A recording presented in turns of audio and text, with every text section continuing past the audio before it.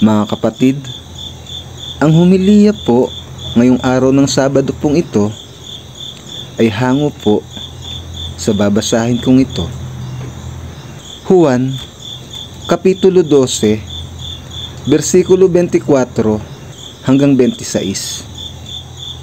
Wika ni Jesus, pakatandaan ninyo, hanggat hindi nahuhulog sa lupa ang butil ng trigo at mamatay, mananatili itong nag-iisa.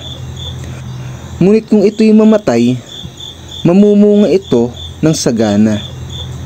Ang taong nagpapahalaga sa kanyang sarili lamang ay siyang mawawalan nito. Ngunit ang taong hindi nagpapahalaga sa kanyang buhay sa daigdig na ito ay siyang magkakaroon ng buhay na walang hanggan.